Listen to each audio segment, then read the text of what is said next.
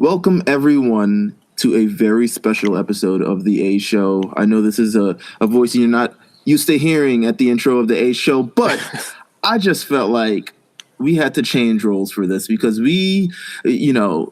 Justin's usually the one who goes through the skeleton of the show, but he is pretty much the kind of like the subject, not this. Yeah, sort of. You're kind of like the subject through this entire thing. So I kind of want to switch roles a little bit, and because you have all of the information that we want. Yes, you have the information. You went through. You've traveled afar to a distant land to be able to report on what we have here. And what we have here is a special bonus episode where we are talking about WWE 2k19, which will be available everywhere, I believe, on October 6th.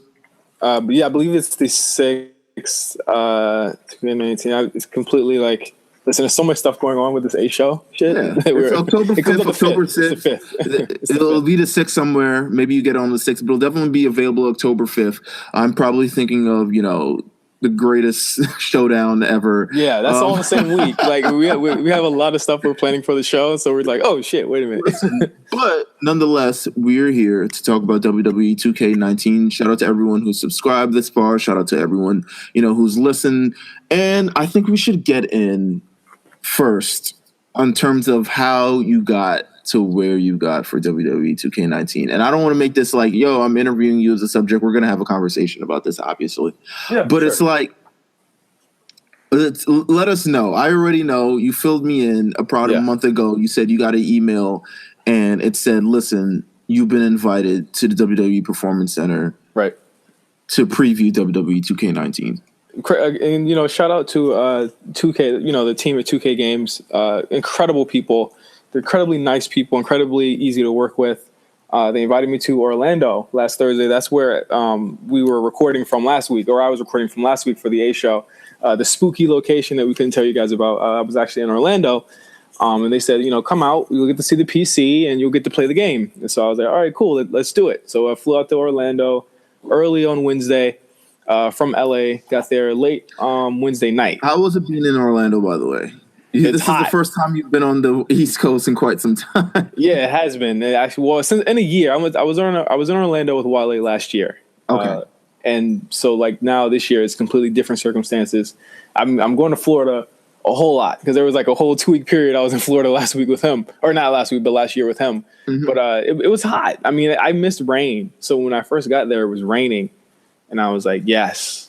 We're back in, rain. I haven't seen rain since May here. It's almost October. I haven't seen rain in a long time. So like I got there, and it was a lot of preparation, I think, this was kind of like a new thing because it's the first time I was ever going to be able to interview wrestlers. And it's so funny because I've always been around them, but like I've never interviewed them for anything like this. So I was a little nervous, and Meelz, I got to thank you for kind of calming my nerves the night before. Listen, I think what we definitely wanted, well, for instance, we know, and just between you and me, and I guess all the listeners listening, this is something that we've wanted for a long time. Yes, it is. The goal of the show has always been to cover professional wrestling. I think covering part of that ends up talking to the professional wrestlers themselves. Yeah, and we haven't really had that opportunity on this show as of yet. We've had, we're in talks. We're constantly in talks. We're constantly doing things, but at some point we also have to cover what happens every week, and some people may have conflicting, schedules and stuff. But this is really what we wanted. So it was all about, listen, this is what we came for, man. This is what it was all about. And we got to thank all you guys listening to the A Show for helping making this possible, really. Yeah, because that's really what it came down to. I've been in constant conversations with 2K and just trying to get us into just get into that position. And, big shout out to Emilio Sparks for helping guide me through, and navigate me to this point. And, we were at the PC, got there. Talk about it. Talk about it. You're opening your front doors. Please don't skip over the PC. The PC is a big deal. The PC is where it goes down. Yeah. The PC was an incredible experience. I think I've never marked out. And I had I looked like a clown. I was smiling so fucking hard. We were introed by Matt Bloom and Sarah D'Amato, who took us on a tour of the PC, we got to see where they have the actual kind of like a war room where they have this big table and they watch tape and they look at, everything from the live events the week before. And they say, this is what they could do better. This is what you could do, good. And they sit them down individually and do that. And I thought that was a really cool thing that, he talked about, because the future of the WWE is literally inside there, because the next room we went into was the promo room. And where we saw MJ Jenkins from the Mae Young Classic. She was practicing some promos that she had just made, like on the fly before we got there, just to show us, how it goes down. And I asked her, like, it was a green screen room. I was like, "What's behind you?" She was just like, "I don't know. Like, what do you want it to be?" And I was like, "Shit, it should be some 70s stuff, because that's your character, And they put it behind there and they showed it to us, so it was really cool.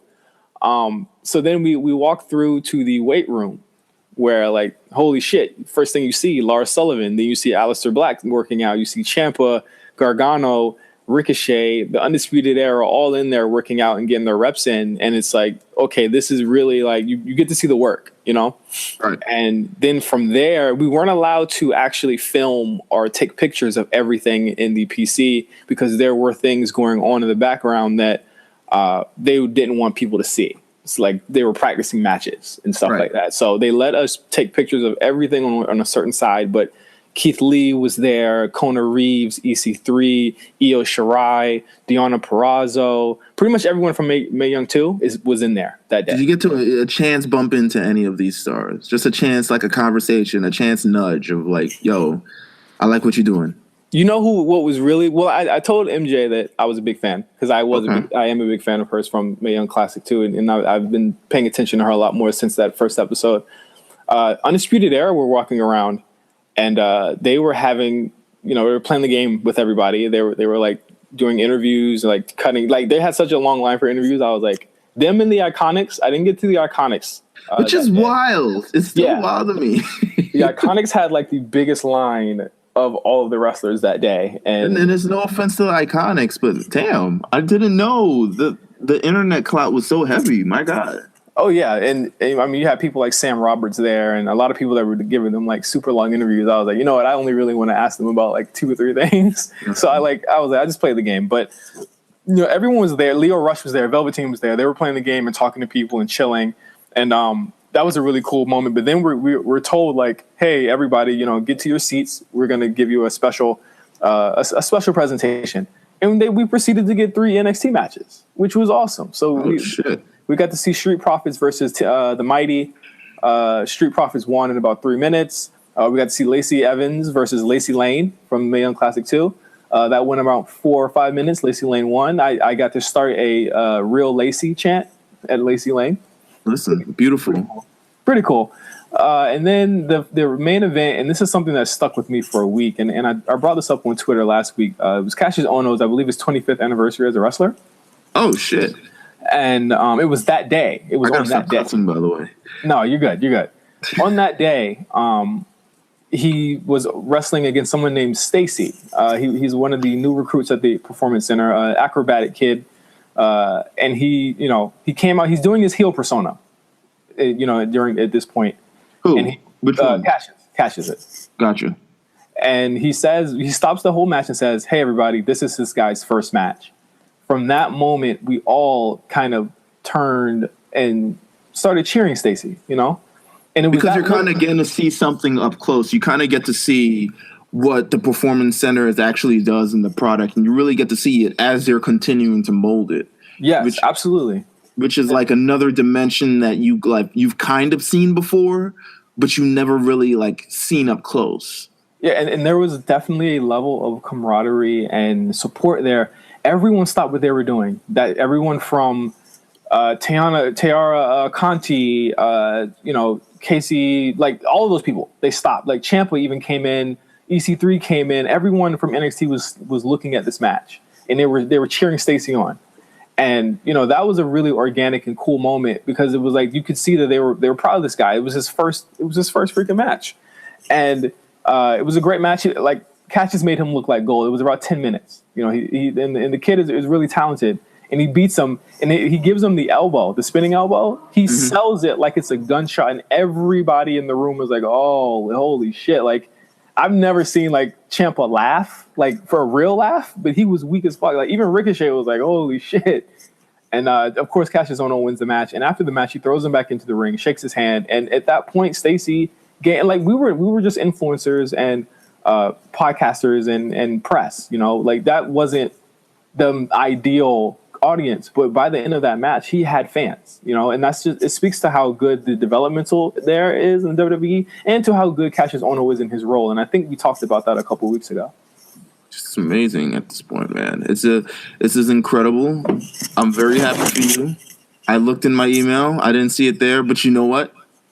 I'm very glad that you went. I'm very glad that you represented the A show. And yes. I'm glad you got to talk to a lot of different people, which we'll preview out throughout this entire podcast. And you have interviews with Shayna Baszler. Yes. Interviews with Carmella. We have interviews with Cesaro. We have interviews with Samoa Joe. So we're going to definitely get into that as we go out through the podcast. But we have to talk about WWE 2k19 at this point. Yes, I know a lot of people are like, where's the information? This is coming out literally at the time of the embargo ending. And that's the reason why we couldn't have dropped this any earlier. I mean, typically in this sort of situation, you have this sort of thing. I want to do emergency podcasts. I want to be there. I want to do 24 hours later for what? Like we're doing this 12 hours later. Yeah. But, you know, embargo. The information is now rolling in, but we have to talk about WWE 2k19, and let's talk about Showcase. Yes, the Showcase mode, we were actually, after the matches ended, we spoke with the 2K team, and that's everyone from the creative director to the writer, who was a former writer for WWE, and the actual combat developer who developed all of the actual action and stuff in the game. They talked about Showcase mode first, and they said that was a major section that they wanted to talk about. And a lot of people are going to, you know, mention that they took Showcase out and put it back in. They actually addressed this during the rollout for this and said they wanted to take it out to rethink the mode. They didn't take it out just, you know, to take out content from people who are paying $60 for the game. They said they felt like they could make the mode a better mode. So they actually they took a year off in order to figure out how to make it better. And what they decided was they wanted to be inspired by the WWE 365 series, where, you know, you take a wrestler and you have them talk about their career. So they had Daniel Bryan curate every single match. There's 11 matches in Showcase mode. Daniel Bryan has curated every single one of them, including a bonus match, which is like a dream match. They said they didn't reveal it. And during the game, which the game that we played was kind of like the final build, it had everything in it. We could play everything. So I was able to, in Showcase mode, I was able to get up to Daniel Bryan versus John Cena in SummerSlam. Oh, wow. Yeah, but it was pretty much everything. But that was probably like the hardest match of them all at that point, just as far as difficulty in getting all of the objectives done. But it has 11 matches completely picked by Bryan. And in between the matches, Bryan narrates what was going on at the time and where he was in his head at the time. And it's really cool because usually these Showcase modes are narrated by just a regular narrator with stock footage. Bryan is actually telling you and taking you, you know, behind the scenes. Like there's one part where he's talking about the old NXT, and remember how he had to do the little triathlon thing? Right. There was a part where he had to drink soda. Well, originally he says, I'm not even sure if this. I think this story was actually told before, where he was supposed to eat hot dogs, but he's a vegan, and they didn't have vegan hot dogs at the arena, so they had to change it to soda. Huh. And he like shits on the old NXT completely, but that part is really cool, and you know you get to eventually play is the match between him and Chris Jericho, and then the match between him and the Miz. They don't have the SummerSlam match where he comes out and he returns, but it was really cool and really in depth. And from what I played, I really enjoyed the level of detail they put into the actual matches. You actually start with the Velocity match against him and John Cena with the yellow pants. Oh, that's amazing! It's kind of like a full circle of experience. From everything that you're describing thus far, it seems like they managed to say, listen, we need to transform the content of this. Yeah. We've been doing the same thing for a very long time. And maybe it's time to present, even if it's similar to what we did, it's time to present it in a different way that's more, you know, relatable to how we do now. And a lot of people are fans of the WWE 365 series or even the 24 series or Breaking Ground or anything on the WWE Network. So the fact that they can use that and sort of manipulate it and transform it and make it into sort of a game, so you really level with the superstar that you're playing with. I mean, this is the closest to, I guess, being Daniel Bryan that you'll ever be, unless you're actually Daniel Bryan. You know what I'm saying? It's really in depth. I have to say, like, I was a little cynical coming into the event because I the presentation has always been there, but it's always been kind of like it was surface level. But in this game, one thing that a lot of people will notice when you play 2K19 is that the presentation is like, from the moment you turn it on, like even the menus are like really, really stylized and special this year and really cool. And Showcase is definitely an example of something that they revamped. And a lot of the things we'll talk about today is like just revamping the whole game. And Showcase was one thing that really impressed me, and I had a lot of fun playing. Well, let's roll into my player. Yeah, my player. This was a very long section in the briefing that we had during the PC visit. My player is completely revamped and written by a former WWE writer. It has 200 cutscenes. Like, oh my God! Which is like the most, and over 1,000 dialogue lines. The story mode is fully voiced by WWE superstars. So Triple H has voices in it. Alexa Bliss has voiceovers in it. Of course, Braun Strowman has voiceovers in it. Like a lot of them. I feel like that's Migo in the background. It is. He is wilding out the background. He's eating right now. Migo, chill out.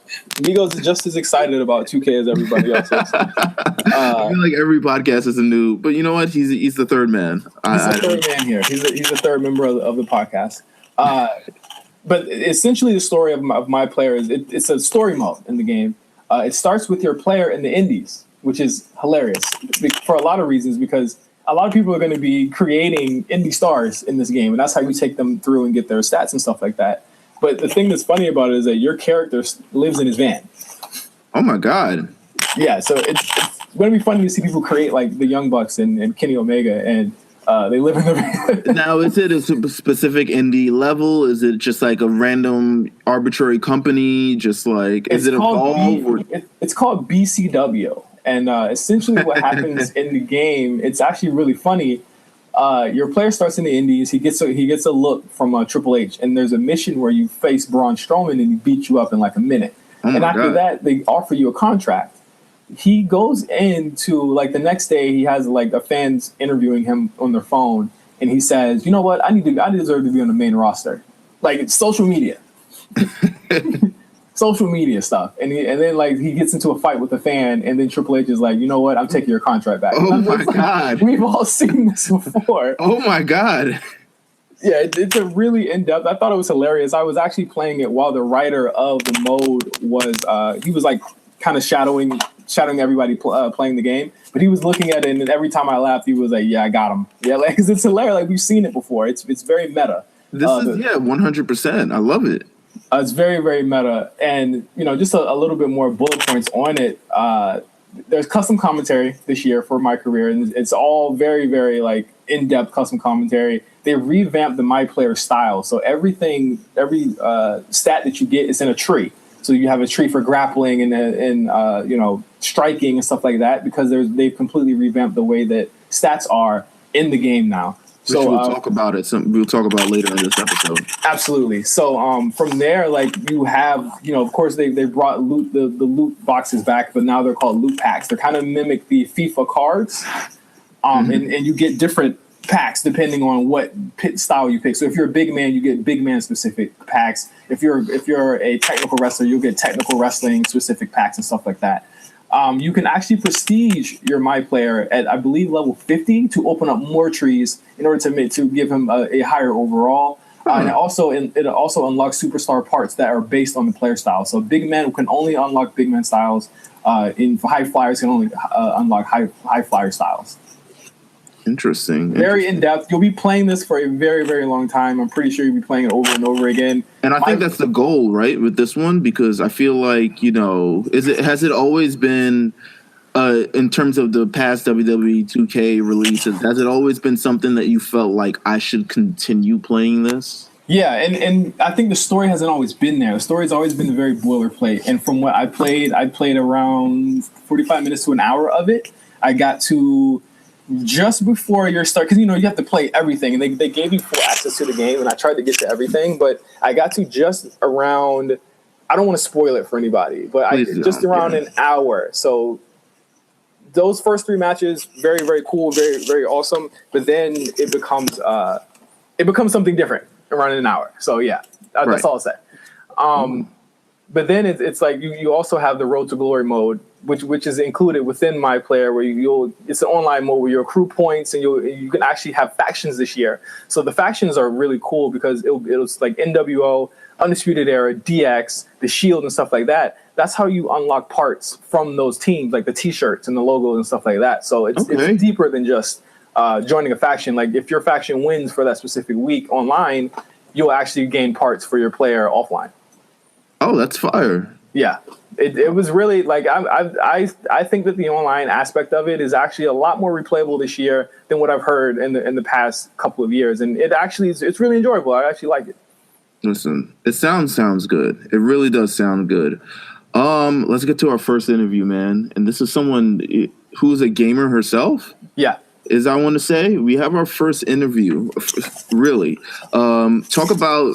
You know, just before we preview this interview, talk about, like, you know, meeting Shayna Baszler and how she was kind of like.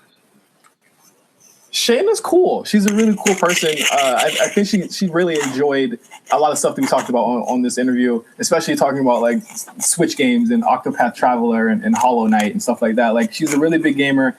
We actually talk about some stuff with Ronda Rousey, too, so definitely check out this interview coming right up.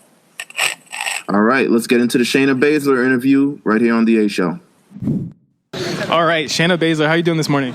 Not doing too bad, actually. Doing pretty good. So, we're here at the 2K19 event. This is your first time in the game. How did it feel when you found out that you were going to be in the game for the first time? It's like finding out you're in the game, it's like one thing, but then I was telling those other guys, like, coming down here and seeing, like, you know, on the menu screen, there's like a random wrestler. Yeah.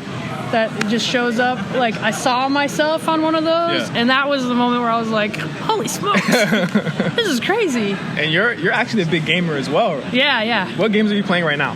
I'm actually playing Octopath Traveler on the Switch right now. So good. Yeah. I'm playing that in Hollow Knight on the Switch. Yeah, I was playing Hollow Knight. I have to go back to it. I got it so far into Octopath. And then I'm always on Paladins. There's like a group of friends that we kind of meet up at night and just play Paladins all night. That's super addictive. I have a couple friends that play Paladins on Switch. It's actually one of those games, too, where you're like, I don't know if I want to, but I guess you kind of get on to be social. Yeah. And then you're like, one more game. I need one more. That's how I felt with Destiny. I was really big into Destiny. Very much the same way, yeah. Mm-hmm. Yeah. I saw you in Up, Up, Down, Down a couple of weeks ago, too, and you talked about, I believe it's Final Fantasy VII. Yeah, that's like my favorite all-time game. Who was your favorite character in Final Fantasy VII? Oh, man, this is a discussion that we had. I can't do it. I can't do it. You feel like you're gonna say like the wrong answer? Yeah, it's too much, man. I had that discussion on that Up Up Down. Yeah. And I think I did the same thing where I was like, oh man. I was hoping to get the answer on this interview. Oh. You gotta say Sephiroth. Sephiroth. Sephiroth's the GOAT. Yeah. I actually didn't even think about going that direction. I was thinking about party members, but yeah, you're right. Sephiroth's, I mean, that's gonna be my default answer. Yeah, exactly. He's like Vader's my favorite Star Wars absolutely character. You're a bad guy. Sephiroth's the ultimate bad guy. I think if it's Sephiroth and Darth Vader, it's one of those two. That's fitting. Yeah. So last year you were in the finals of the Mae Young Classic. Mm-hmm. This year there's a whole new roster of women that are in on that whole tournament. How does it feel like kind of being on the other side looking in this year? It's pretty crazy because like I can watch them. You know, I was at the tournament, and it's different to be on the outside and watch them be all stressed out. Mm-hmm. But I think another cool thing is that they have, so like they could see me there and see I'm like the example, and I'm not the only example, but I'm an example of the opportunities that tournament can open up for them. So I think in some respects, you know, it's not the first one, but it's still like the stakes are kind of higher, or actually not that the stakes are higher, but now they're known. Yeah. And that puts a different kind of pressure on the situation. You kind of set the standard as well. Yeah, I mean, it's always the first one that's the most known, right? So it's awesome that they're doing this. They did another one a year later, you know. So I think it speaks well of where women's wrestling is at too. Who are some of the competitors that you're looking out for? Obviously, Satomura. Yeah. She's a legend, and if people don't follow women's wrestling, she's a legend. She's the final boss. Yes, and she trained with Billy Robinson as well. And people, I'm sure, are gonna take this the wrong way, but I feel like she's like Billy's coached both of us, and I feel like she's the final form. Yeah. And she's like someone man, she's so good. Just everything she does is so smooth. And I said the same thing on her first match. I saw her first match last week on the Mae Young Classic. It was so crisp, and she kind of it was against Killer Kelly, I believe, and I was like, she made that whole match just seem like such a big deal just on how she countered things and how she kind of played to the crowd and stuff like that. Yeah, and I think the way she laser strikes in and just, I've seen people do that handspring knee before. I've seen that, but the way she does it, you're like, oh, man. Even the Death Valley Driver, I was like, man, that was a little more snug than I've ever seen. Yeah, it's awesome though. I love it. So she's one of my favorite female wrestlers, period. Yeah. So seeing her in the tournament, it was funny when she came. When I met her in the locker room, she's like, "Hi, I'm Mako," and I was just like, "I know." It was like an awkward, "Yeah, I know." I'm Shayna. Yeah. But her, and then I'm interested to see how Mia Yim does because she's one of my roommates. So I've been helping her with some of her submissions and stuff. So. Probably see some of those submissions. I'm going to get on her case if she's doing them wrong or something. Yeah. So we all know Ronda's on Raw. She's the Raw Women's Champion. You were the former, I hate to bring this up, I'm sorry, you're the former NXT Women's Champion. I have to bring it up. One day, I'm pretty sure you're going to be on the main roster. Would you like to team with Ronda or would you want to feud with her? Well, I mean, we're a team. We've always had each other's back. That's kind of the argument we have with when people want to say we're not the real Four Horsewomen, is that we're an actual team. So a win for her is a win for all of us, So I don't have any plans of feuding with her. We were in the UFC together when she was champ, and we always said if it ends up being you two, it's not going to necessarily be a feud. It's going to be, hey man, this is I liken it to when a linebacker has a best homie that's a quarterback. Yeah, he's going to try to drive him into the ground even harder just because that's his friend. So if it ends up that way, it's going to be a banger for sure. But I'm not gunning to dethrone her or anything. Yeah. So you're not going to fall apart like the faux horsewomen. Yeah, we're not going to need counseling to be friends again or anything like that. Yeah, I'm not going to sneak attack her. After title she match. wins. Yeah, so it's not gonna be like that, but yeah.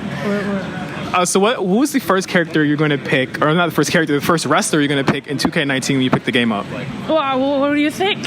Yourself, right? Yeah, yeah, obviously, yeah. If you for people that are on the fence, they don't know who to pick. There's so many characters, the biggest roster ever. Why should they pick Shayna Baszler? Because I am the reality in this business, and if they want to be the reality in this game, then that's what they need to do. Absolutely. Thank you so much, Shayna. Thank you. All right, and we're back with, our interview. That was a great interview with Shayna Baszler. I'm very happy that Thank you. Shout out to Shayna. Shout out to Shayna. Let's get into the next aspect of the game, which is the towers. The towers is, I think, the mode that a lot of people are going to come back to, just period, in this whole 2K game. It is very Mortal Kombat-esque. If you've ever played Mortal Kombat 1 and 2, remember they had the hard, easy, difficult, like super very hard towers in those games, where it's you had to face a certain type of character, or you had to face and you had actual challenges. Like on one, you had a little bit of health, and your opponent had all their health and stuff like that. Right. 2K19 is taking that idea and taking it to the next level.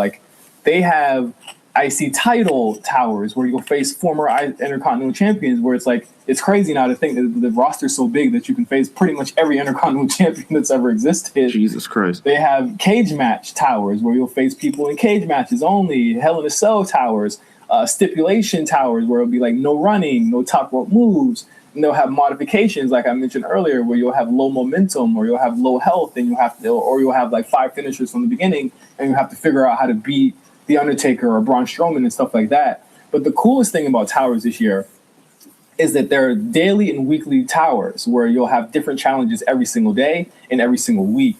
And actually every 3 to 4 weeks, depending on when they have a pay-per-view, you'll have pay-per-view towers. So what they explained to us is that it was the Thursday before Hell in a Cell. So if it's Hell in a Cell, you'll have towers with the opponents or the people from Hell in a Cell in them, and they'll be Hell in a Cell matches.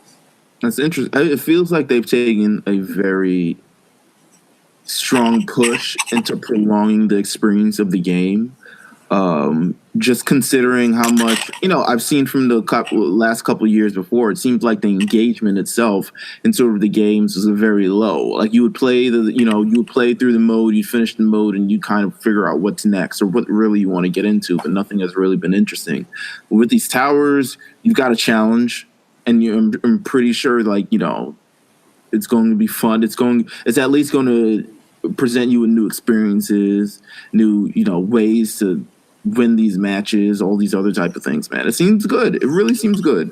I think I'm not a gamer. This sounds very engaging. Like it's at least one of my biggest gripes about games is like post game or just having something else to do. I remember playing a lot of the SmackDown versus Raw series and all these other sort of series, and it's kind of like you beat the game and then what? Do you just kind of like on an endless loop kind of just wrestle people online or wrestle people or just, wrestle in the exhibition mode or whatever. So it's kind of like, I'm glad they're, stepping up the engagement, stepping up really the activities and sort of what you can do. Yeah. And I mean, they're full on with basically having post-launch support for the towers in a way that they really have not ever had. I can't speak to like the roster or anything like that. I know a lot of people are going to say that like they couldn't really talk about DLC and stuff like that. So like, when I asked, they had they were like, DLC and roster stuff is it's a very challenging thing for them. And they have to they work on the game at the same time they work on the roster. So it's not like a separate experience. Like they're working, around the clock. As soon as wrestlers get cleared to be in the game, they put them in and they can put them in. So they couldn't speak to that. But, the tower support is something that, every single pay-per-view you'll have support for that. And it gives you points towards your My Player and stuff like that. And I think the big thing they said this year was that they wanted to make it fun again. And I think from playing the game, like I had a lot of fun playing the game. Just even towers was really, really fun and challenging. There's a specific tower where your screen is pixelated, like an old Nintendo game. Mm-hmm. And it's completely pixelated. Everything is kind of like, you can't see pretty much anything. You have to beat, it's like I think you have to beat, it's like a women's title one. And you have to beat all the women's champions with your screen messed up. It's really, really cool. Oh, that's very, very interesting, man. I think it's about time we get into, our next interview, and you speak about women's champions. Yes. We had someone who's a former SmackDown women's champion herself, Carmella. And both are like... She beat Charlotte Flair twice. She beat Charlotte Flair twice, and she beat Asuka twice. Yes. Yes. We're very aware. But speaking of Carmella, I'm jealous. Carmella's a New York girl. I would love to speak to Carmella. Hey, man, I was starstruck, man. I'm going to tell you this right now. She was the first person I interviewed that day. It was actually funny because when she came out, people like rushed to go play the game, and she was like, nobody wants to talk to me. So I walked up to her like, hey, I'll talk to you. All and we talked a little bit about WWE Evolution. We talked about 2k19 and a couple other things. So check out the interview. Talk about sneakers and all that stuff. Maybe no, you ain't matching J's. Nothing. She wasn't wearing matching J's that day. She was very buttoned down. Like, hey man, like Carmella she's a pretty woman, man. I'll say that much. She was prepared for this interview. She was prepared to talk to the press as the former champion that she is. But let's get into the interview. We're talking with Carmella on the A Show. All right, Carmella, how are you doing today? I'm doing fabulous. Awesome. Okay, were you a big gamer when you were growing up?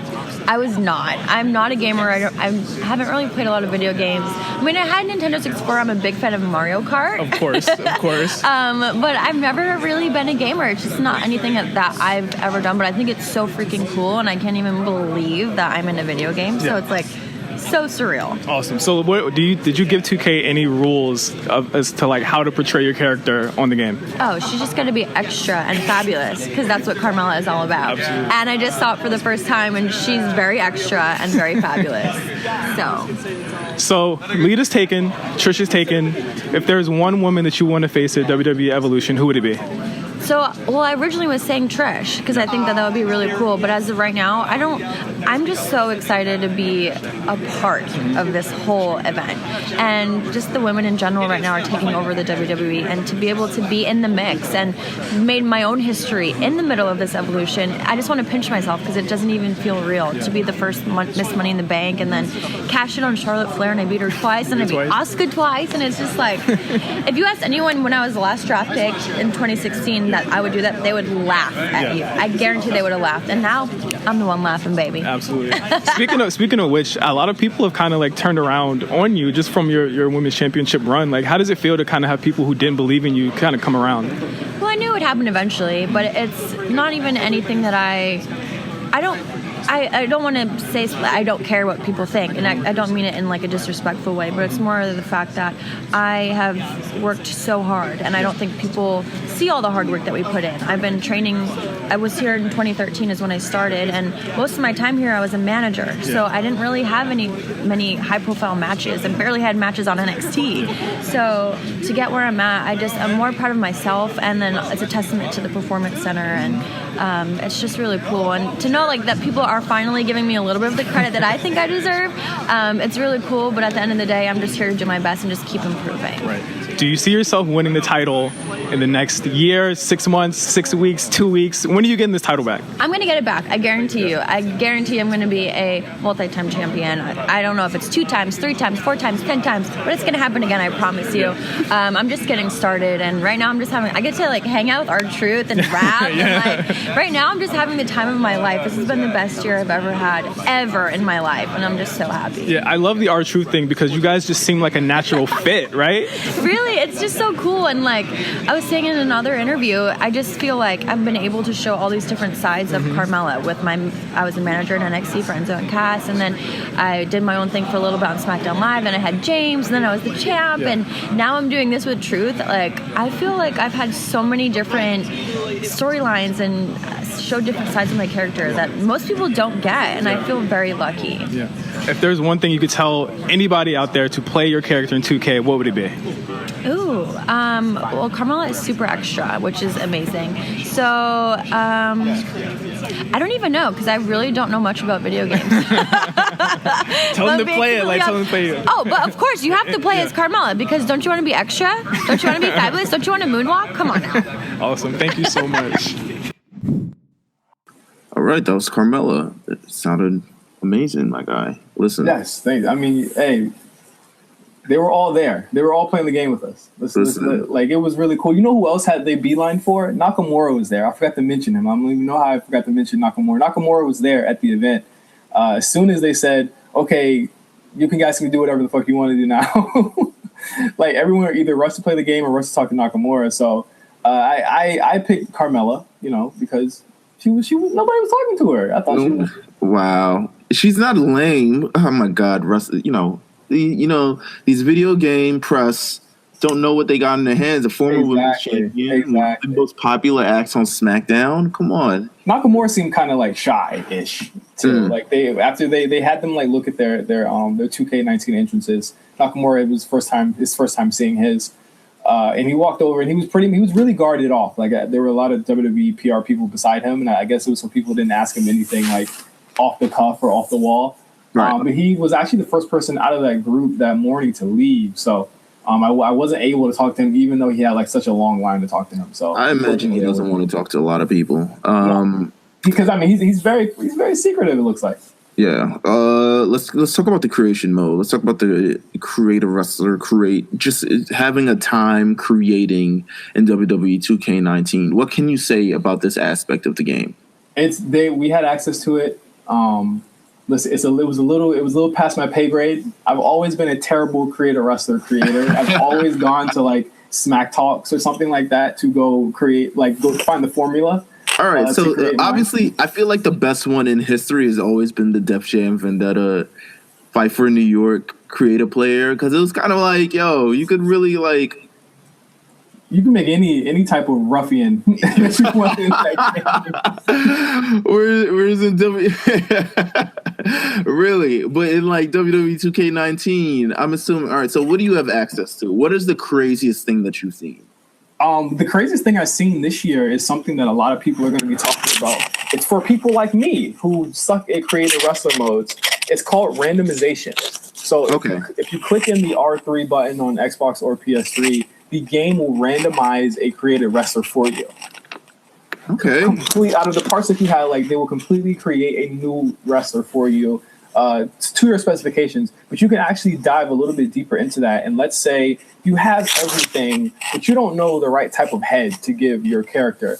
If you press R3 just on the head option, you will get a randomized head from the game. And it could be the wildest looking alien motherfucker you've ever seen, or it could be just like a regular, like really cool person. So that was something that a lot of people were doing during the event.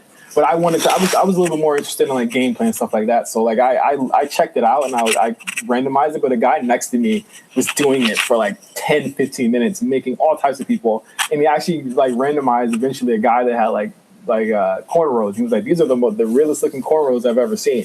And I was like, yeah, WWE don't really show a lot of love to the cornrows like that. They did look pretty good. It's usually like some pixelated, like it's really just like a zebra's design on someone's head or something along those lines. But I do feel like, listen, the creative player mode, I will always also say that I'm not the best, even though I did spend some time creating myself in creative player, because when you do that, you really have to buckle down, create time, go through all the options, go through all the designs, figure out how you want to look, because we never really think of ourselves as professional wrestlers. No, I've never created myself. I used to, you know what's funny? I went on the old SmackDown games. I really loved Triple H back in the day. Mm-hmm. And so I made Triple H's brother. And and he had like the Unprettier as a finisher. And so like I would love making extensions of wrestlers' family lineages. So I feel like the attire and the design and the presentation is always the last thing on professional wrestlers' mind, or really anyone's mind when they're doing, because everyone's kind of worried about the moves and the move set and all of that other stuff. Did you manage to preview any of that side of the creative wrestler? Yes, every single thing is customizable, right down to like you have the titles now. You can customize the side plates, and WWE actually gave 2K the side plates that have been created already, like from Roman Reigns and Carmella and Charlotte and stuff like that. And you can use those, but you can create your own side plates on the titles. You can make your own arenas. Like you can make like little indie arenas. You can make arenas that have like the really cool filters on them and stuff like that. They completely redone the filters in the arena mode. You can make a cell shaded arena where it looks like a cartoon, and even with the characters, you can make a Minecraft like blocky pixelated person. Like you can make a Minecraft looking car on the that's fire.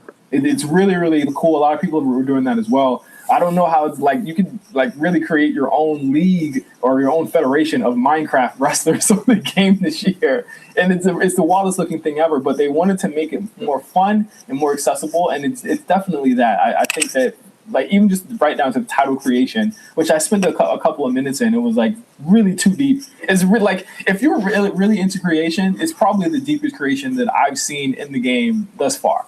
I hope my player can do the shoot dance. Oh boy. I don't want them to get sued by Black Boy JB. Dead ass. I don't want them to get sued by them. Oh my God. Well, speaking about creative wrestlers, I feel like we've got the wrestler who is like, he's got every move possible. I've seen this man do suplex from inside the ring to outside of the ring. We've seen him do 619s. Yep. We've seen him do everything. His moveset is untouchable. I'm sure even in the game, he's a fun, playable character. And I feel like that's what he kind of designed his entire moveset off of, being like really fun in game and like in real life. And he actually used to do motion capture for the game, for the 2K games, and we talk about this in this next interview. Listen, we talked to Cesaro. What was it like meeting Cesaro? He was turned up. He was turned up.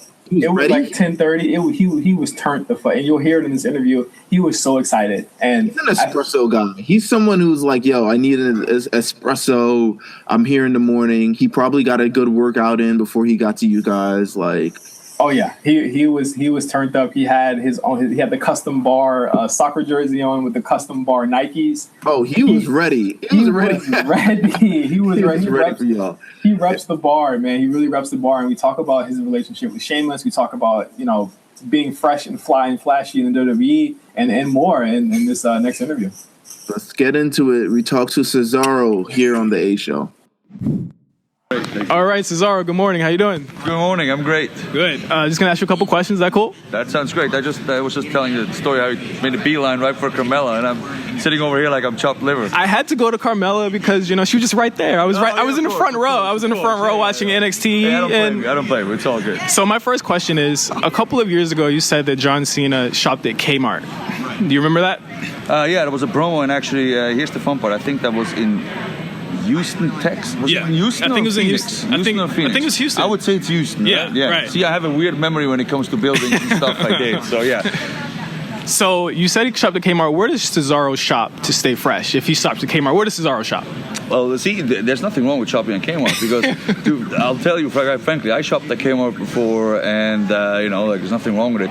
I actually, looking back on it now that I'm older and wiser, no, I think where I shop,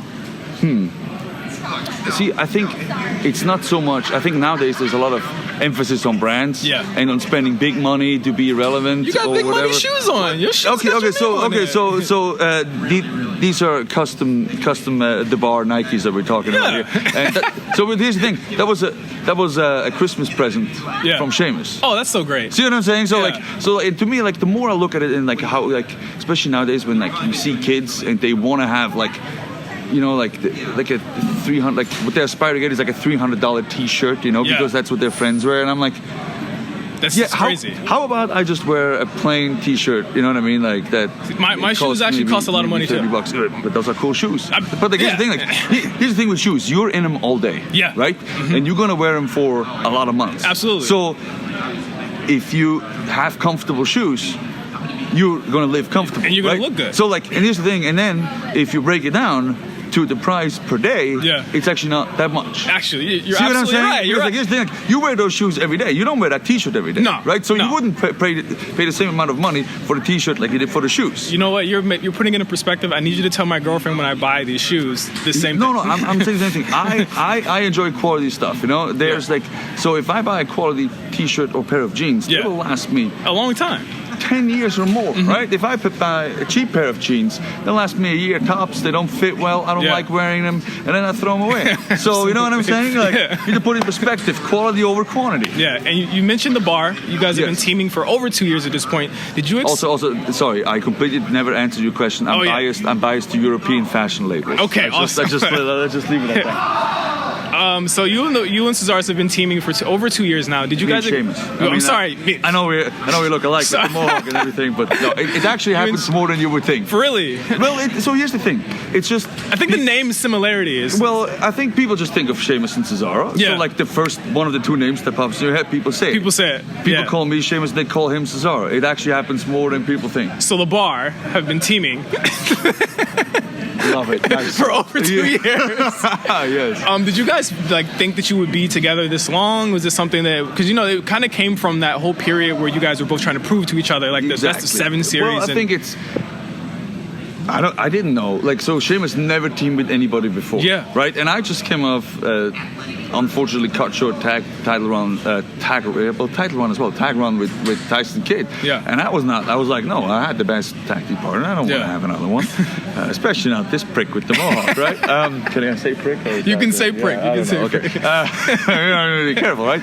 So, and then, it just happened. And I think that's the beauty of it. None of us thought, okay, maybe this will last a month. Maybe this will last a year. Yeah. But that's the thing, you never know. Like me and DJ, I don't know, we thought that was going to last forever, but then something happened. You never know. Somebody gets hurt, something happens. So I think we're just approaching it to, like, every day we're just trying to make the best of it, and we're having so much fun. Yeah, I mean, you guys broke the New Day's record. We did break the New Day's record, and they're all like 5-time tag team champions. Yeah, I don't want to get technical, but technically I'm a 5-time tag team champion. You as are. Well. So like, but we were just having so much fun, and I think that the trick to it is to always try to make the best with what you have right now, and not be like, oh, what's going to happen tomorrow? Like that kind of thing. And also, a lot of fun for the audience, in my opinion, is that they saw the whole evolution from when we started to now we're just like best of friends. Like brothers, What's kind of been your favorite on the road moment with Sheamus? Oh, there's so many. So like, for example, like just that. So like, just those little things that like, whenever one of us sleeps on a plane, the other one taking pictures of it, just to give each other crap. And it's like, we first started, like, it's still a thing. We still compete with each other. We still compete when we go to the gym. We watch football together. We watched a lot of the World Cup together. It's just like stuff like that where you just like share time on the road together. And more into 2K19. Is it kind of surreal still? You're still in the game. Like you've been in these games like pretty much for I'd say over 5 years at this point. Yeah, I said 7 years yesterday because 7. But then I thought about it afterwards. I slept very little yesterday. So I think it's like the fifth year that I'm actually in the game. But so here's how surreal it is, because before I came to WWE, when I was still in the Indies, I actually did motion capture for these games. Before they were called 2K, I think they were called SmackDown vs. Raw at that point. And I did motion capture, and I was like Rey Mysterio, I was Booker T, I was Edge. So I did all the cutscene motion capture, and then like now I'm in the game, and then like I'm still in, and then I went and did some motion capture for me this time around, and then. What's really like there's other people doing the motion capture of like my stuff, and it's just like you're not doing it right. It's so no, but it's just like surreal. It was like I used to be that. Yeah, you know what I mean? And like I used to play, like WWE WrestleMania and No Mercy on the N64, and even like on the Super Nintendo, like WWE Attitude and stuff. Like I used to play those games, and like now I'm in the video game, so it's still surreal. Do you play as yourself, or do you kind of like branch out to people that you fans of? I mean, obviously, yesterday I played with myself, and it's fun because you can do your own moves and stuff like that, and then you want to try some other people too and see especially this is like it's a fun thing was like they always give us the key talking points, and every year this is the largest roster, because there's just so many people that they add every year. So like you can play as anybody. So like, and that's the thing. And now they have like the big head mode and the block mode. So it's just like there's even more stuff you can do. So it's just good times. Yeah. So what would you tell someone if they're on the fence about who to pick on 2K19? They're looking at the character selection. Why should they pick Cesaro? Why should they pick Cesaro? I have a 91 rating. It's pretty hard to beat that. I'll play as Cesaro because I think I have the best moves, the most fun moves to do. You can swing people, you can gut wrench them, you can uppercut them. Of all situations, just hit an uppercut whenever. That's the thing. An uppercut always fits, right? Always. And you have Sheamus in your corner. You have the coolest entrance. In the video game. I don't think in the WWE. In the WWE, I was going to say we have the coolest entrance in WWE, and actually it looks good on live events too. It's not just one of those like, it looks good on TV, and then you go see us live, and it's like, I want to see this again. No, it's actually always cool. You can do it at home. You just wake up, blast your music, switch the light, switch the light on, stand there. I would definitely recommend playing as Cesaro. Sheamus, best of all together. Just all right, awesome. Thank you so much, Cesaro. And we are back. That was a crazy, amazing interview with Cesaro. It's my favorite one. Came out of line. You gave me the Kmart question, and he ran with it for like 2 minutes of that interview. Oh my God. But let's get into the universe mode of WWE 2K19. Talk about it, my friend. Once again, very deep mode. They've added manager support. They've increased the instances of like the attitudes and the AI, the promo choices. And all of that stuff. Like the biggest thing in universe mode is the promo section, where you can actually make your own promo. They've added more gestures and more paths and trees to go on the promo mode.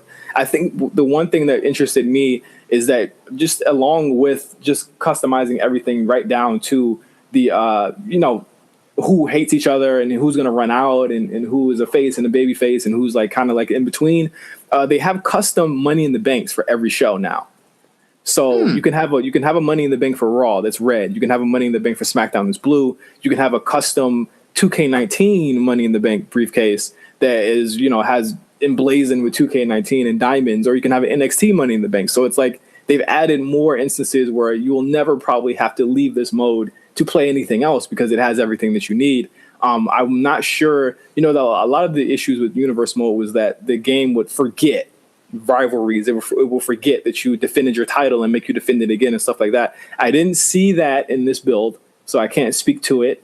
But from what I played about 20 minutes of Universe mode. It did seem smooth. As far as glitches, just in general, there were a couple commentary glitches. The commentary team this year is Corey Graves, Michael Cole, and Brian Saxton. There will be parts where they did speak over each other. Is that throughout the entire game? It's throughout the entire game, yes. Oh, okay. All right. Regardless, even if it's NXT, regardless of anything, it's always. Sorry, Tom Phillips. Yeah, sorry, Tom Phillips. Not this year, buddy.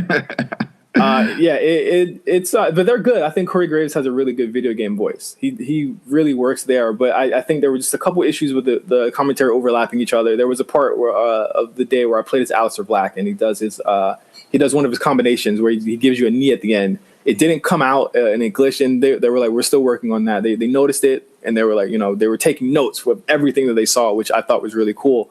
And they did notice it. So hopefully it's out of the game by the time it comes out. But those are, just so I can be completely, full on the record here. There were a couple of light glitches I've seen, but again, we weren't playing the final build. But in Universe, I did see those glitches there, but I didn't see any of the other instances that people have been complaining about for quite a while. But I mean, from what I played, again, it was pretty fun. Seems pretty fun. My God. Let's get into our final interview. Before we get into the music, before we talk about, debate who was, overs and ratings and all this other stuff. But before we get into that, let's get into the final interview with Samoa Joe. How was it meeting Samoa Joe? I feel like Samoa Joe is just like been a brethren of the community for a very long time. He's intense. He was actually kind of scary at how intense he was. Oh, really? Really, he was really intense. Like maybe he's a cranky morning person. He seemed cool, but when it was interview mode, it was intensity the whole time. Of course, this happened before Hell in a Cell, which we'll be talking about on the A show that comes out later today. But I was talking about the Wendy thing, and we, he gave his own opinion of what the Wendy stuff was all about, and clarified what he's really trying to do with AJ Styles' family. Maybe he's kayfabed up, and he just he's super kayfabed. He was super kayfabed, and I appreciated it. Listen, that's it. It is what it is. Let's get into this interview with Samoa Joe on the A show. All right, Samoa Joe, we're here at the WWE 2k19 event. How are you doing today? Good, man. How are you? Pretty good. So once again, you're in the game this year. How did it feel to kind of just the first time you were in the game was last year, I believe. Was it last year or 2 years ago? 2 years ago. 2 years ago. Yeah. What did it feel like the first time you kind of found out that you were in this game? It was very cool. I think I was telling people before, I've been in games before, but like I think finally the technology's kind of caught up visually with how people actually look. So it was crazy to see how much detail went into a lot of the character models and how much work they put on it. What was the earliest wrestling game that you can remember playing?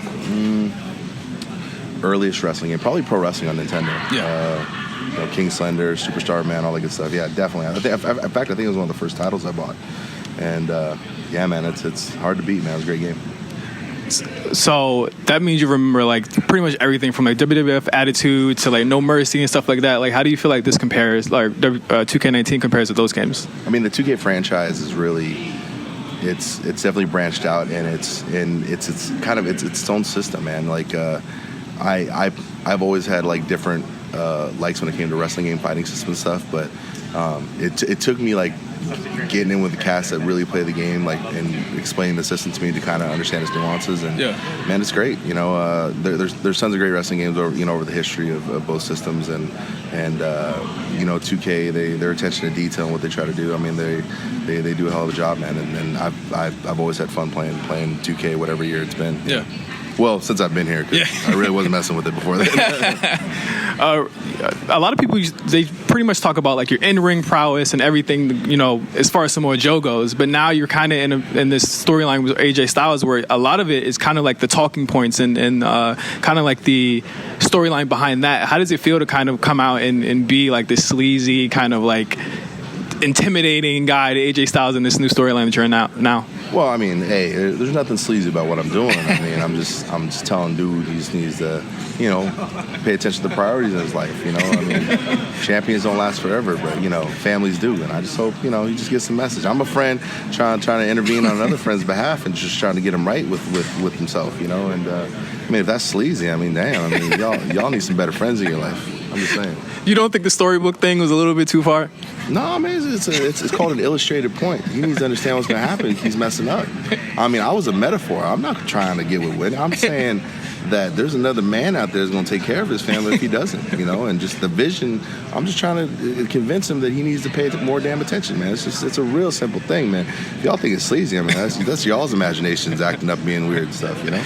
You recently had a show on WWE called, I believe it's Chronicle, where they kind of chronicle your career in WWE up to a certain point. And you talk about how a lot of people didn't believe that you would make it to where you're at right now.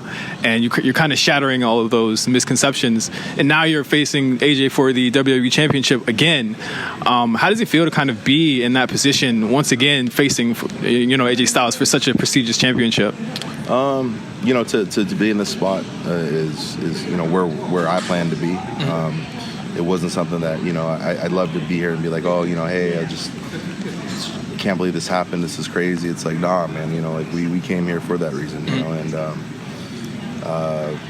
you know, the success I've had, you know, it's never been in spite of everybody. It's just been proof of what I've known all along. You know, I've known I can compete at the highest level on the biggest stage my entire career, and you know, just the rest of the world need to realize it. So if y'all just getting on the train now, you know, sorry, but you know, we've been this great for a long time.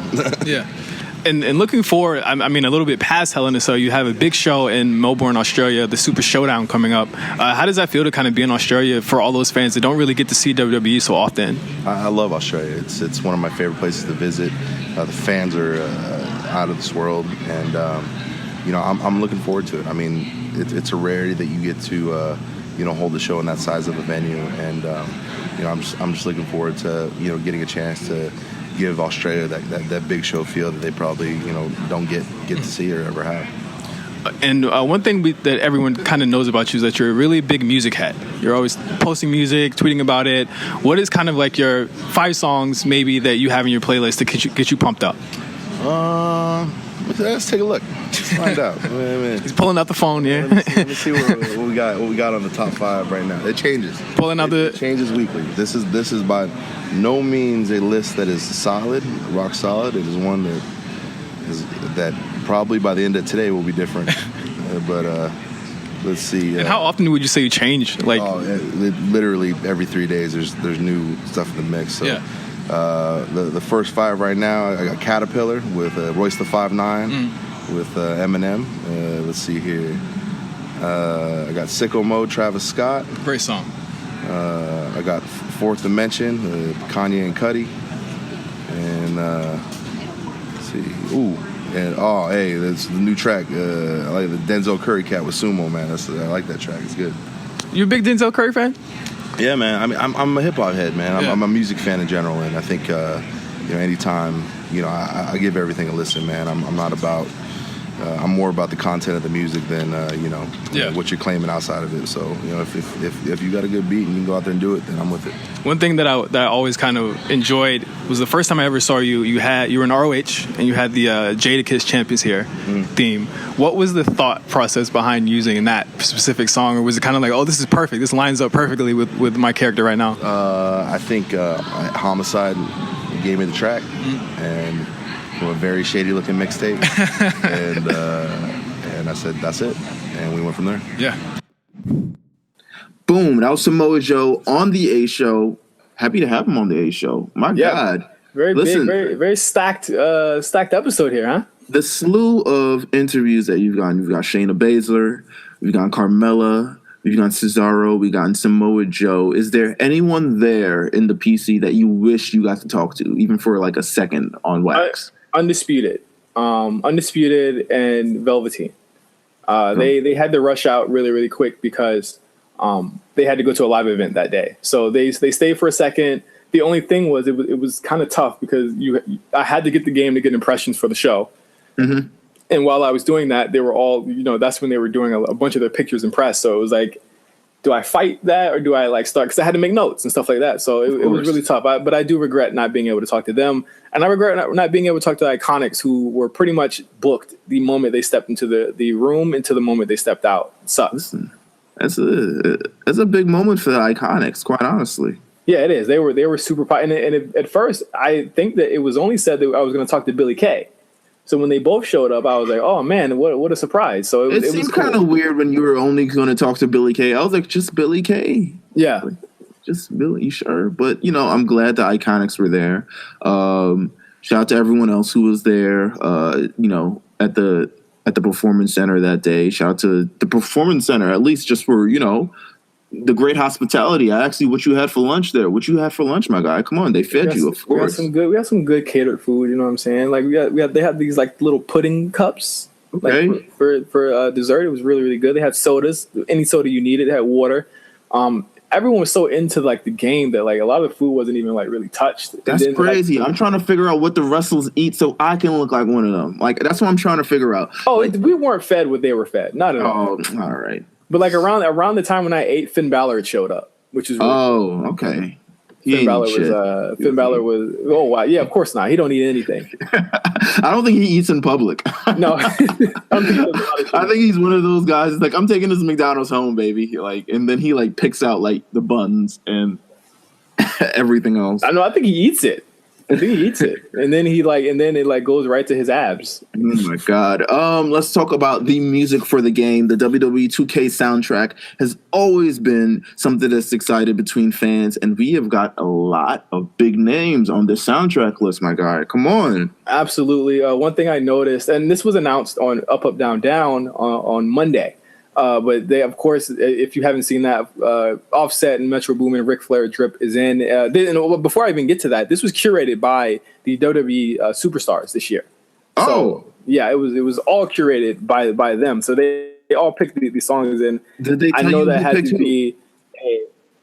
Yes, they did. They did. It was like I know it had to be a lot of money. Of course. For 2K to spend because they were pretty much like. There's a lot of shit that, what I'm saying? Like that they pick that's like, okay, they have to spend a lot of money on licensing for this, like for the rest of this game's life. But Ric Flair drip, of course, picked by Charlotte and Ric Flair. All right. Is in the game. Can I run down a few? I have the list right here in front of me. Yes. All right. So we got Work Hard by Migos. That was chosen by Samoa Joe. Go figure. We have Ungrateful by Wale. Shout out to Wale. Featured on soundtrack. Chosen by The New Day. We have, what else do we have here? Rockstar by Post Malone, chosen by Elias. Very odd. Interesting. Yeah, very, very odd choice. But I don't know what's in his iPod. I don't know if but listen, what he was doing on Monday, did you watch him on the guitar on Monday? Yeah, he was killing it. Listen, the lessons are paying off. We also have Override by Slipknot, chosen by Seth Rollins. We have Devil by Shinedown, chosen by Baron Corbin. We have Champion by Fall Out Boy, chosen by Alexa Bliss. Skin by Bullet for My Valentine, chosen by The Miz. Passion by AWOL Nation, chosen by Daniel Bryan. We have The 11th Hour by Rancid, chosen by Sami Zayn. We have Survival by Eminem, chosen by AJ Styles. Wait a minute, hold up. That's the song that I'm like, yo, they're gonna have to pay a lot of money, but he's the cover star. He gets whatever he wants. You think AJ Styles is gonna come up to you and be like, bro, have you even heard Kamikaze? Like, did you even actually listen to it? You think he's that type of guy? That's such an AJ Styles pick. I think AJ Styles is very much a all men are friends Eminem fan. Oh my God. And the last pick we have is Spit Out the Bone by Metallica. It was chosen by Triple H. Arguably one of the coolest picks on there, I believe. It seems like a good soundtrack, man. Listen, it's a great soundtrack, and it rocks throughout the. I mean, you don't hear it a lot. Like, you know, you're not gonna be at menus for most of the game. Really, you're not gonna be a Rick. I might stay at the menu a little bit longer if Ric Flair drip comes on. But I mean, you can live out your dream of giving Ric Flair drip as his interest music. So I mean, there you go. This is very much so true. Let's get into the ratings. Yes, this is the most game. This is the most debated thing. I don't think they've been released to this point. I think we've seen a couple of them, but not fully all of them yet. Yes. I spoke with one of the developers about how they figure out the overalls in this game, and they said, you know, they're a little bit harsher this year. And I think a lot of people notice that. They are, because usually, listen, we had Triple H and Undertaker announced recently. Yeah. Triple H is by all means always a 90. Whether he's wrestling or he isn't wrestling, 90 off rip. My man's at 89 this year. Yeah.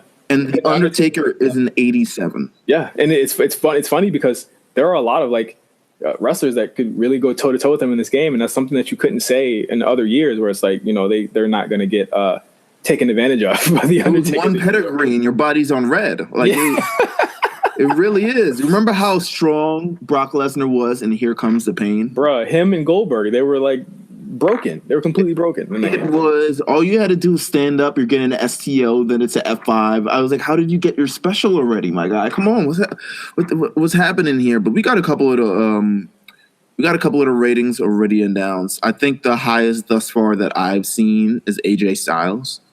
Yeah, and before I even get into that, a little bit more about how they figured it out. They have such a long deliberation process for the overalls. That they like the developer told me, like, it's a lot more difficult than people think, but it's a lot less complicated than people think. So like this year they wanted to make the game, they wanted to give everyone a chance this year, basically. Like there is no 95. There are no 95s this year. None. The highest rating is 93 and it's Brock Lesnar. So there you go right there. All right. Well, yes. Roman Reigns is not a 95. He's a 92. So, and AJ Styles is a 91. Those are like your highest overalls. Right. In the game. Which it should be, and I think that it's fair because you have other characters that, you know, have a chance, and they even said, like, for the NXT characters, they wanted to have them still not be super overpowered, but still have a chance. There is one NXT wrestler in particular that is the highest of all of them, and you understand why he's that high. But let's get into some of those that haven't been released yet, and I think a lot of these haven't been released yet. The New Day, they're all 84s except for Xavier. He's 83. Aww. The Bar in themselves, like Cesaro and Sheamus, they're 84s. Okay. Chad Gable is a 75. I mean, yeah, you know. The Usos they're both 84. You'll start to see a theme here, and these are all the ones that I wrote down and ones that were requested of me before I went on the trip. The Usos are both at 84. You start to see that theme. Everyone's really pretty much at 84 in the game, which is fair. Everyone is balanced in the game, and that's what I liked about it, and that's what made it fair to me. Regular Undertaker is 87. I think the highest Undertaker is the Ministry Undertaker. He's a 90. What? Yeah. Ministry? I mean, yeah, I guess he held the belt. I mean, yeah, but, you know, whatever. You know what? Ministry Undertaker. His music is fucking awesome. I'll say that. Yeah, he's still a presence, man. I saw a lot of people picking him. Sami Zayn is 82. A lot of people are going to be mad about that. I don't think you can be mad about that. You know, were you a Sami Zayn like Stan? I like Sami Zayn. I'm not completely mad at it. I'm not mad at it. I'm cool with it. John Cena's at 89. Okay. All right. I think that's the lowest John Cena's been since the inception of the game. Yeah, like ever. Since like his first appearance in the game. Pete Dunne is a 81. And I think that's one I disagree with. I disagree with as well. Just because of how long he's been the champion there. But he's at 81. He's really cool. His in-game model is really cool. They have all his moves. They're really awesome. Samoa Joe's at 88. Fair. Okay. Yeah. Dean Ambrose is at 86. Okay. Seth Rollins is at 88. Kevin Owens has two versions this year. He has a regular version, which would be with the KO Mania 3 shirt, and he has a I believe it's a 2018 version and a 2015 version, I think. Am I that old where he gets like he gets two versions? Yeah, they're both 88s. You remember in like, I don't know if, all right, so you probably won't remember this because I don't know if you've ever owned an Xbox. I have owned an Xbox. Jesus Christ. There was Raw. There was one of the Raw games they had because they were like, oh, you know, since PlayStation has SmackDown games, Xbox is going to have Raw games. And there was a game where there was like, it was like 2003 Big Show was like a legend. And I was just like, what are they doing? It was like the one with pants. Yeah. Like who beat Brock Lesnar. Like I was just like, what is going? But two versions of Kevin Owens. And you say they're both 88? Yeah, they're both 88. There's KO and with like an older shirt, and there's KO. I'm sorry, it wasn't 2015. There's KO and KO 2018. Okay. So those are two. I don't know that I wasn't privy to the details of why they were both different. I would think that it's because of, I don't really know, because he shouldn't show up in Daniel Bryan's. Actually, he would show up in that mode, wouldn't he? He'd probably show up at the end of Daniel Bryan's during his comeback, right? You know, I don't know if he'd show up in the mode. If it's anything like WWE 365, you might have a Kevin Owens mode where you woke up to Vince and asked him how you're doing. I think he says not good. I do think that they probably have the two versions because the KO 18 version is probably the WrestleMania version from Showcase mode. Now I think about it, that's probably why. Okay, yeah. Tyler Bate is a 78. I don't agree with that, but yeah. It's weird. They gave it's less than Pete Dunne, which I understand, but Tyler Bate's fucking amazing. Shayna Baszler is an 81. Okay. Andrade Cien Almas is an 81, and just to be clear, Zelina Vega is not playable in the game. Not playable. All right, maybe next year. Roger Strong is. Go ahead. Can we talk about the women a bit? Yeah, a little bit. I think I have the women here. You have Becky Lynch is 83. Becky Lynch, new women's champion, 83. Okay. Ronda Rousey is the highest woman in the game at 87. Naturally, yes. Then you have Bayley at 81. Okay.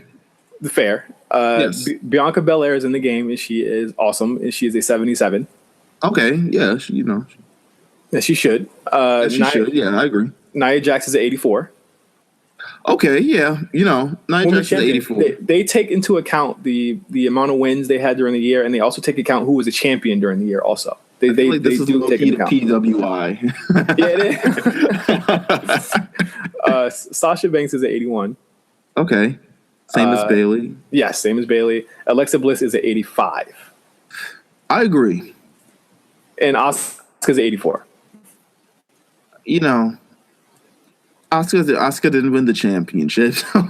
Yeah, I mean, it's fair. I didn't have a lot of, and those are the women I did play as during my time there. Sure. But I think super fair overalls. I think really a lot of people, they shouldn't complain about the fact that they're trying to normalize the game in some capacity, because everyone, like, I had Aleister Black versus The Undertaker, and it was a really fun match, and he had a chance, Right. It was cool. The 205 live presence in the game, is it there? It is there. They I believe I saw Grand Metalik. There's so many people in this game, Meelz. Like, I couldn't. There was no time for me to play as everybody. 100%. I did see Grand Metalik. I saw Cedric Alexander. They actually have their own slider, their own cruiserweight slider in the game. So you can pick the cruiserweights in the game, and you can have them face off against the heavyweights and stuff like that. Okay, that seems fun. Very fun game. I had a lot of fun. Like, I had a 30-minute match, a 30-minute last man standing match on the hardest difficulty, Seth Rollins versus Johnny Gargano. Ooh. He would not go down. He would not stay down for 10. Like, Johnny would, for real, he's like Rudy Gay in one of those 2K games where Rudy Gay is really good. Johnny Gargano, like, I faced him a couple times in the game. He was reversing everything. Oh my God. Well, listen, you had it on the highest mode possible. They live to troll you in that way. And hey, they do, but bro, like, even facing Undertaker, he wasn't as smart as Johnny was. It was crazy. Interesting. Oh my God. Well, this sounds incredible. Yes, I think come October 5th, there are going to be a lot of people that question whether or not they should get 2K19. I think from what I played, if you enjoy that gameplay, it's there. It's a little bit faster this year. They have new versions of the characters where you have something called a payback mode, where it's like kind of like a revenge, where, like, if you're getting beat really badly by the opponent, you you can do a comeback, where it's like Shinsuke Nakamura can do a low blow, but you have to make sure the referee doesn't see it. Ooh, the poison, I like that. The poison mist is in the game. There's a payback where you can get your finisher, like a flash finisher, and you can do your finisher really quick just to come back and get them off of you. They also have something very hilarious called the I think it's called Blackout, where it's like you can disappear and show up behind your opponent if you turn on that mode. It's hilarious. Everyone can do it too. I don't know if they're gonna make it, Undertaker specific, but I gave Aleister, but you can pick the paybacks before you play the game. I made Aleister Black have the Blackout, and he would like disappear behind people. It was really, really fun. That's interesting. Okay. Oh, also, Velveteen's at 81. I think they revealed that before. I'm just doing what they haven't revealed yet. They have. All this sounds incredible. Yes. You got a chance to play as all your favorite. I mean, the Shield's in the game, the Undisputed Era's in the game, Velveteen Dream's in the game. Rusev is in the game. Everyone is in this game thus far. I mean, is Ricochet in the game? Not yet. I think the biggest thing was Nikki Cross, Ciampa. Dakota Kai. Like one thing I did notice, like a lot of the NXT women are not present in there. I think you have your Biancas, you have your Kairi Sanes, but you don't have like a lot of the newer. You don't really have like the newer chicks on the game, and that's one thing that really disappointed me. I would be, and I haven't heard anything of maybe any future plans or any sort of mode. Is there a women's mode in the game, or has it even been conceived or done in any sort of game prior? The women can do a lot of stuff, but no intergender stuff. Still, the women can do like the ladder matches and the Hell in a Cell. Like they can do everything in the game. But is there like a say similar to the Daniel Bryan, is there like a Becky Lynch or an Asuka? And I feel like that's what we're missing in these games. I mean, granted, I feel like most of the audience who buys the games are males, 100%. Yeah. So they're catering towards that. But I do think it would be sort of interesting. I don't have a next gen system. Everyone's been bothering me to get one. I'm going to get one. Please do. But my memories are WWF No Mercy. Mm-hmm. Where every title had its own division, and even in the women's sort of division, you were able to do something. You were able to run through, a couple matches, all the other stuff. Well, you have that in Towers, and you have it in some way, shape, or form in Universe mode, where you can make your own rivalries with the females. But I think just like making a showcase mode, even with Charlotte or the Four Horsewomen, or something like that. I think it's so really too. Important. It's really important. I think even as last year, if we did something with Bayley, you would have had a great story coming out of it. With the Four Horsewomen and the match with Sasha Banks and the calling up to the main roster and all that other stuff. So I feel like maybe it's something that we should look forward to, or at least look into in the future. Yeah, I'd hope so. They already said, the developers are like, we're already knee deep in 2K20 already. So like, I'm pretty sure if you let them know, they will listen. And they brought back Showcase. Let's see a women's showcase. I think that would be. With Evolution, it's got to happen next year, right? 100%. I believe so. Absolutely. Even if you're Ronda Rousey at this point, it's learning to wrestle and living in vans and shit. Oh my God. But listen, this was our bonus episode. Yes. This was our WWE 2k19 episode. It will be available on October 5th. That is the day before WWE Super Showdown. It's the same week as A Show 50, so you're going to have a lot of wrestling content to dive into. Justin, have you made any final or just long-lasting memories at the Performance Center you'd like to share? Or any last memories? Ah, man, lasting memory of the Performance Center. Damn, there were so many. I think my lasting memory is looking like completely like seeing Io Shirai and saying, "Oh my God, it's Io Shirai!" like just being a complete weeb for 2 seconds. And she's at work and she's like, "Oh my God!" I was starstruck. I think really just walking in and seeing all of them, seeing the future of the business in their element was something that I'll never forget. And it kind of pushed me to, say like, this is really what I want to do. This is really what we should be doing, and we'll be having more events like this. We'll be doing more. We'll be showing up more. And, this is just the beginning for the A Show and RNC Radio. So stay tuned because we're doing more. And A Show 50 is, oh my God, it's 2 weeks away, and we're gonna talk more about it on the A Show. They're coming out later today. Right. Listen, everyone, stay subscribe, like, share, tell your friends. If you're just getting into us, my name is Meelz. That is Justin J5 himself. We are wrestling fans on the A Show. We were talking about WWE 2k19. Please tune in to the A Show this week, where we will be talking about the fallout from Hell in a Cell. We will be talking about everything that happened on the Hell in a Cell show and just really how we're shaping up for Evolution, the Crown Jewel, and Super Showdown, which are all coming in the span of the next 8 weeks. Yeah. It's really kind of incredible how much we have to talk about. But please stay tuned to the A Show. Follow myself at Meelz TV. That is MEELZ TV. You can follow Justin Davis at OGJohnny5 on Twitter. You can follow RNC Radio at RNC Radio Live on Twitter. We just relaunched RSPN. It is available. It is live. They are previewing the upcoming season in NBA while also talking about everything that happened this summer. We have 2 belts that dropped this week with myself and Carlos, where we reviewed the 6 Lack album. Why do I keep calling him 6 Lack? His name is Black. It's Black. We depending on who how you know him as. For SEO purposes, 6 and Lack. And we talk about everything that happened, even sort of building up to this Cardi B, Nicki Minaj thing that happened last week. And we've got late fees coming out this week. Who are we talking about this week, J5? Oh my God, so much content. We got Jim Carrey this week. We're going to talk about his run in '94 from The Mask, Ace Ventura, and Dumb and Dumber, all the way to the number 23. So from '94 to 23. Oh my God. And we should also have the perfect play back this week. We want to give our thoughts to everyone in the Carolinas affected by the hurricane over last weekend, week. Prayers up, guys. Prayers up to everybody in the Carolinas, Virginia area. Just stay tuned and subscribe, man. It's a beautiful time to be a fan of the A Show. We'll see you guys later. We can't give it all away. We'll see you guys later today. We'll see you guys later. Happy Rusev Day.